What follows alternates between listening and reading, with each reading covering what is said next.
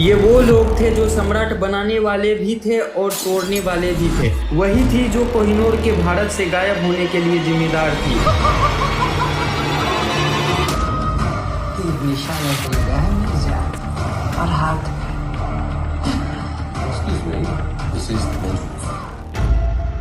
एक छोटा सा बच्चा जब आधी रात को सो रहा था, अचानक से उसकी नींद खुलती है और उसे अपनी माँ की चिल्लाने की आवाज सुनाई देता है। वह दौड़कर अपने माँ के कमरे की तरफ जाता है और उसने जो देखा, जिसके बारे में वह कभी सोच भी नहीं सकता था, उसने देखा कि उसकी माँ आधे कपड़े में दर्द से चिल्ला रही है, मुंह से ब्लीडिंग हो रही है और एक आदमी गुस्से में एक हाथ से उसकी गर्दन को पकड़ा हुआ है और दूसरी हाथ से उसकी माँ को मारने वाला है। तभी वह छोटा बच्चा उस आदमी के ऊपर कूद जाता है और अपनी पूरी ताकत लगाकर उसे धकेलने की कोशिश करता है। फिर वह आदमी उसकी माँ को यह बोलते हुए कि मैं तुम्हें मार दूंगा, कमरे से बाहर निकल जाता है। कुछ साल बाद उस लड़के ने देखा कि उसकी माँ उसी आदमी के लिए गा रही थी और फिर उसने रियलाइज किया कि वह उस आदमी के प्यार में थी। उसके कुछ समय बाद ही उसकी बहन लैला का जन्म हुआ और उसके 12वीं जन्मदिन पर लैला को हीरामंडी सोसाइटी में डेब्यू किया जाता है। उसका पूरा शरीर गहनों से ढका हुआ था और वह कुछ आदमियों के सामने बंद कमरे में नाचने वाली थी, जो लोग उसकी नीलामी की बातचीत कर रहे थे। फाइनली जब नीलामी खत्म होता है तो वह लड़का सैम हैरान और काफी गुस्से में था, क्योंकि उसकी छोटी बहन की वर्जिनिटी उसी आदमी के हाथ बिक गया जिसने उसकी माँ को दशकों पहले मारा था। लाहौर हीरा मंडी में प्रोस्टिट्यूशन एक फैमिली बिजनेस की तरह था, जो माँ के बाद उसकी बेटी तक ऐसे खुलेआम चलता था। लेकिन यहाँ सिनेमा में बहुत ही ग्लैमराइज रूप में दिखाया गया है, जबकि सच्चाई काफी निराशाजनक है, जैसा हम लोग कभी सोच भी नहीं सकते। हाल ही में संजय लीला बंसाली की web series Heera Mandi release हुई, जो लोगों ने काफी पसंद किया, जो कि मुझे भी बेहद पसंद आया। लोग तो मानो पागल ही हो गए अदिति रॉय की गज कामिनी की वर्किंग और आलम ताजदार की लव स्टोरी को देखकर। लेकिन हम जो सिनेमा में देखते हैं, क्या यही इसकी सच्ची कहानी है? अगर हाँ, तो क्या कुछ ऐसी भी चीज है जिसके बारे में हमें जानना चाहिए? अगर नहीं, तो आखिर इसकी सच्ची कहानी क्या है? आइए जानते हैं आज के इस वीडियो में।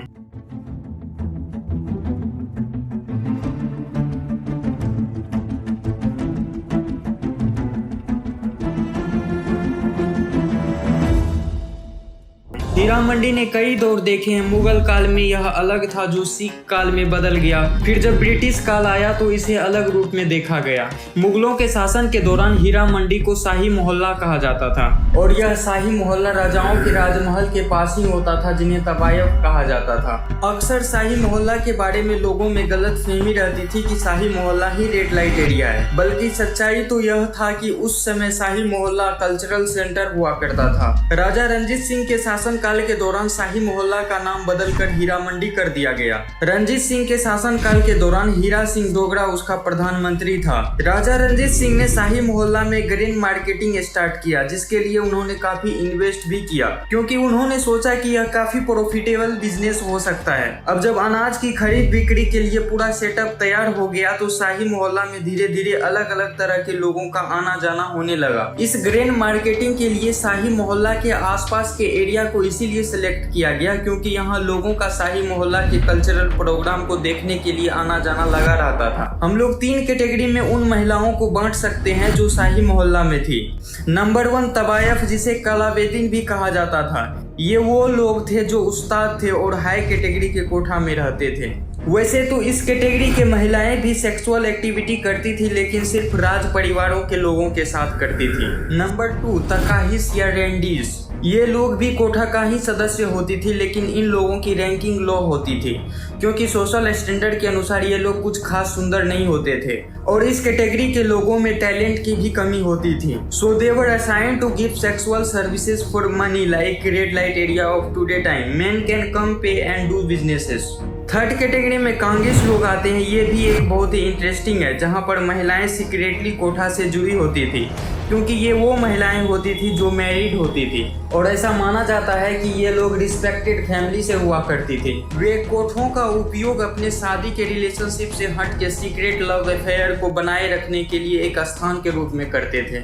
इसलिए जब भी वे उस स्थान का उपयोग करना चाहते थे तो वे कोठों के हेड को पैसा देते थे। इसीलिए हीरा मंडी इतना कॉम्प्लिकेटेड था कि हम इसे सीधे तौर पर प्रोस्टिट्यूशन का जगह नहीं कह सकते हैं। हालांकि सेक्सुअल एक्टिविटी वहाँ एक आम बात थी। यह बिल्कुल भी वैसा नहीं था जैसा हम सोचते हैं। फ्रैंकियस बर्नियर एक French physician, political philosopher, traveller और हिस्टोरियन थे। वे भारत में 12 साल तक रहे। उन्होंने तवायफ के बारे में अपनी book Bernier travels in the Mughal empire में लिखा कि वे वास्तव में बाजार में देखी जाने वाली प्रोस्टिट्यूट्स नहीं थी, बल्कि अपने कोमल और लचीले शरीर के थ्रू डांस और म्यूजिक कल्चर को आगे बढ़ाने वाले लोगों का एक रिफाइंड ग्रुप था। तवायफों को उस समय के सर्वश्रेष्ठ गुरु द्वारा म्यूजिक, डांस और तहजीब में ट्रेन किया जाता था और शाही मोहल्ले में महिलाओं को उच्च वर्ग का सामाजिक दर्जा दिया जाता था। शाही घरों के शिरोमणि में इस वर्ग के लोगों की उपस्थिति को एक तरह का प्रतीक माना जाता था। इसलिए तवायफ डेफिनेटली सिर्फ सेक्स वर्कर तो नहीं थे। शाही लोग अपने बच्चों को दुनिया के तौर तरीके और तहजीब सीखने के लिए उनके पास भेजते थे। ये वो लोग थे जो सम्राट बनाने वाले भी थे और तोड़ने वाले भी थे।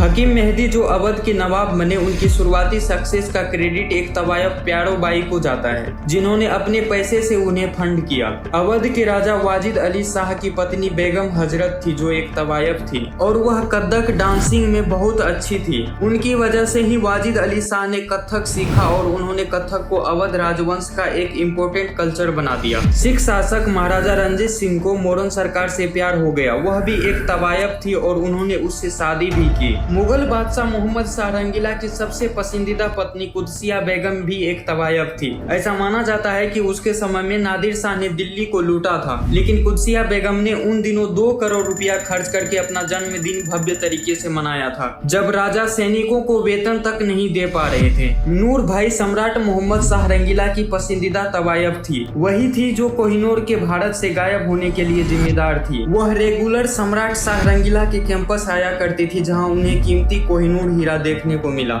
जिसे उस समय सिर्फ एक अफवाह माना जाता था।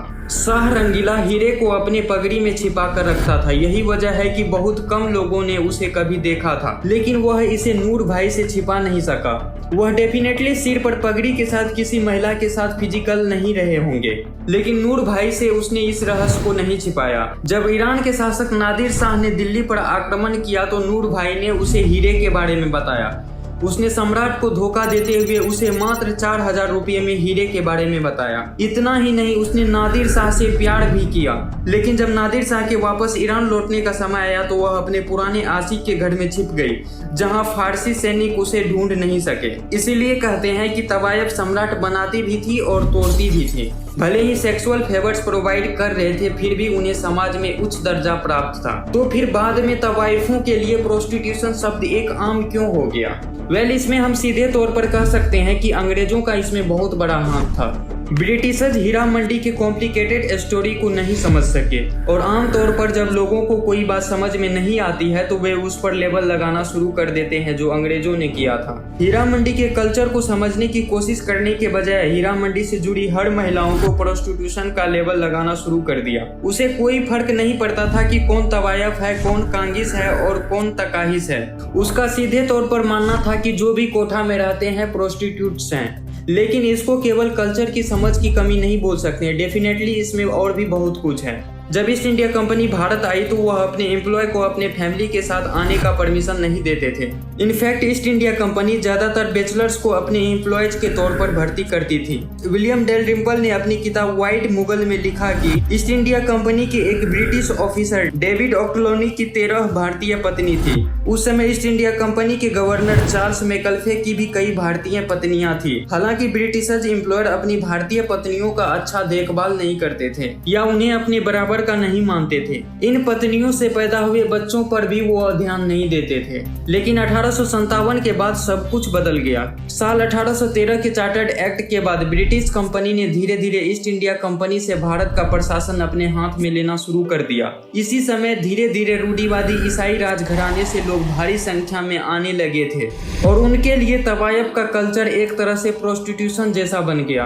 1856 में अवध के कब्जे के बाद उस समय के शासक वाजिद अली शाह को कोलकाता भेज दिया गया था, लेकिन उसकी पत्नी बेगम हजरत, जो पहले तवायफ थी, अपने बेटे के साथ लखनऊ में ही रही, जिसके बारे में आज भी लखनऊ में स्टूडेंट स्वतंत्रता संग्राम में हजरत बेगम के योगदान के बारे में पढ़ते हैं। अंग्रेज यह नहीं समझ सके कि बेगम और तवायफ अपनी भूमिकाओं से इतना कैसे प्रभावित कर सकती है। इसीलिए साल 1864 में अंग्रेजों ने संक्रामक रोग एक्ट लागू किया और कोठों में लोगों का आना जाना बंद कर दी। उन्होंने तवायफों पर सेक्सुअल एक्टिविटी के थ्रू संक्रामक संक्रामक बीमारी को बढ़ावा देने के लिए जिम्मेदार होने का आरोप लगाया। साथ ही उन्होंने बहुत सी महिलाओं को कोठों से ले जाकर बंद कमरे में फिजिकल टेस्ट के लिए रखा और इस तरह तवाइफों का वैल्यू भी कम होकर एक नर्तकी प्रोस्टिट्यूट तक रह गया।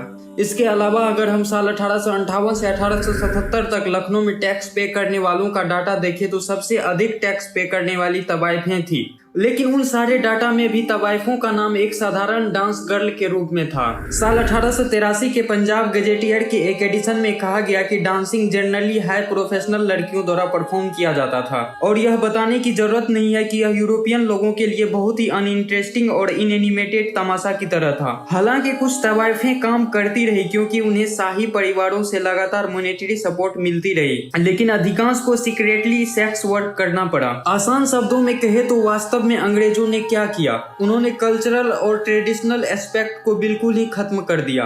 तवाइफों के पास सिंगिंग डांसिंग को छोड़कर सेक्सुअल सर्विस देने के अलावा कोई ऑप्शन नहीं था। इस तरह तवाइफ इवेंचुअली साल 1914 तक प्रोस्टिट्यूट में बदल चुकी थी और साल 1914 में ही अंग्रेजों ने टायर्ड फाइटिंग ब्रिटिश सोल्जर की सेवा के लिए हीरा मंडी में एक ब्रोथेल की स्थापना की। साल 1920 में गांधी जी की मुलाकात स्वराज फंडरेजर मूवमेंट के दौरान कोलकाता में तवाइफ गुहार जैन से हुई। गांधी जी जो उनकी पॉपुलैरिटी से अच्छी तरह से परिचित थी, उसने गुहार जान को एक डांस परफॉर्मेंस के थ्रू आंदोलन के लिए फंड रेज करने के लिए कहा। वह भी इसके लिए तैयार हो गई, लेकिन एक शर्त पर। वह चाहती थी कि गांधी जी भी उस इवेंट में शामिल हो, जिसको गांधी जी ने भी एग्री की, लेकिन इवेंट के दिन उन्हें नागपुर जाना पड़ा, जिसके वजह से उस प्रोग्राम को वह अटेंड नहीं कर सके। गुहार जान ने टोटल 24,000 रुपया जमा की उस इवेंट में, लेकिन उन्होंने 12,000 रुपया ही गांधी जी को मूवमेंट के लिए दी, क्योंकि गांधी जी ने अपना वादा पूरा नहीं किए थे। साल 1950 में इंडिया और पाकिस्तान के बंटवारे के बाद तवाइफों को पाकिस्तान की हाई कोर्ट के द्वारा एक कलाकार के रूप में लीगल कर दिया गया